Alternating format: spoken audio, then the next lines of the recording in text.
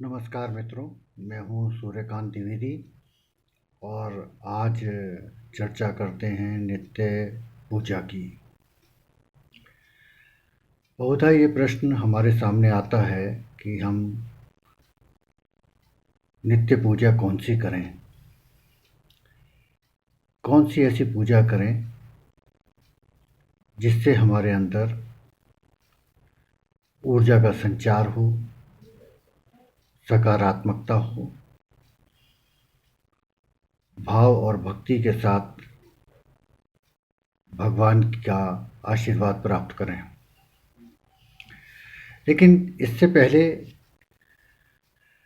मैं उस प्रश्न की ओर जाता हूँ जिसका सामना आप सब किसी न किसी रूप में करते होंगे।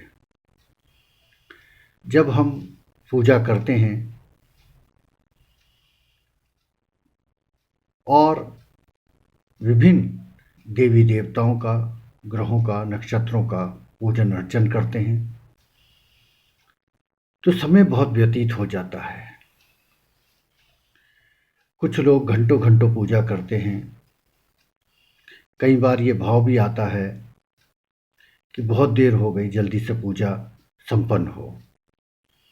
जब पंडित जी पूजा कराते हैं तब भी ये भाव कभी ना कभी आपके मनोमस्तिष्क पर आता होगा। कई बार हमें बेचैनी भी होती होगी, कई बार हमारा मन भी उचटता होगा, कई बार हम इन प्रश्नों में भी घिरते हैं कि आखिर हम करें क्या, किस देवी किस देवता की शरण में जाएं। कोई ना कोई कर्मकांड, कोई ना कोई ऐसा दिन अवश्य लगा रहता है जब ये पर्व, ये त्यौहार, ये व्रत, ये उपवास, ये दिन, आज हमें मंगल की पूजा करनी है, आज बुध की करनी है, आज बृहस्पति की करनी है, आज शुक्र की करनी है, शनिवार आए तो हमें शनि का छायादान करना है, शनिदेव की पूजा करनी है, इतवार होगा तो हमें ये करना है। और हमारी जो परेशानियां हैं उन परेशानियों को दूर करने के लिए हम नित्य प्रतिदिन कोई ना कोई पूजा अर्चना करते रहते हैं, कोई ना कोई उपाय करते रहते हैं, क्योंकि हमें जो है मानसिक शांति चाहिए, हमें सुख शांति चाहिए, सुख समृद्धि चाहिए। ये बिल्कुल इसी तरीके से है जैसे आप कोई मुकदमा लड़ते हैं। जब आप 10 वकील खड़े कर देते हैं तो 10 तरीके के आर्गुमेंट होते हैं, लेकिन जब आपका वकील एक होता है तो आप उस पर भरोसा करते हैं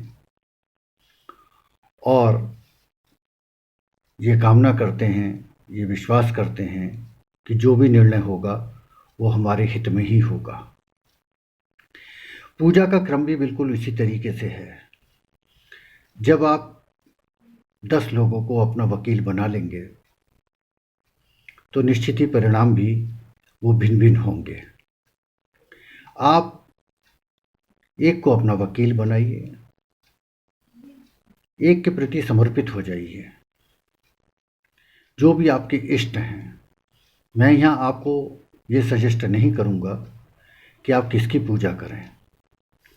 ये आपके ऊपर है कि आप जिसको अपना इष्ट मानते हो उनकी पूजा कीजिए।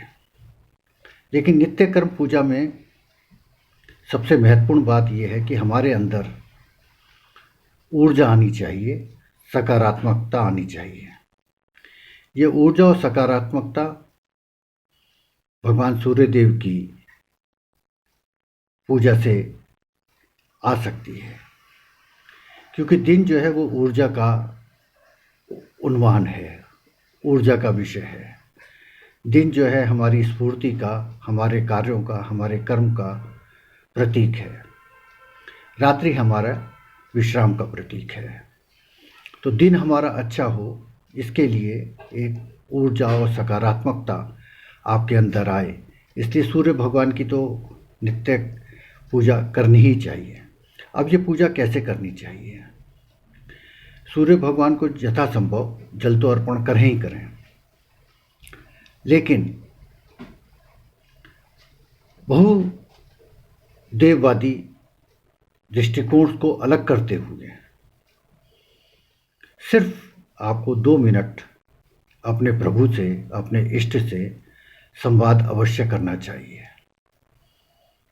ध्यान मुद्रा में बैठकर आंखें बंद कर कर जो भी इष्ट हैं, जो भी भगवान जिनकी आप पूजा करते हैं, सभी से नहीं, सिर्फ अपने इष्ट से एक बार प्रार्थना कीजिए कि प्रभु,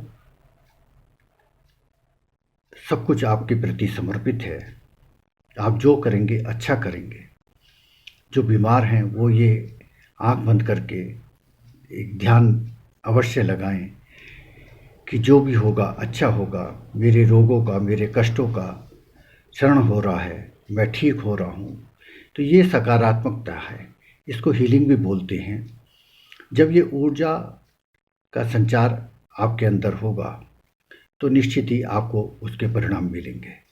मैं यहाँ एक बात अवश्य कहना चाहूँगा कि कर्मकांड उतने करने चाहिए जितना आपका शरीर वहन कर सके।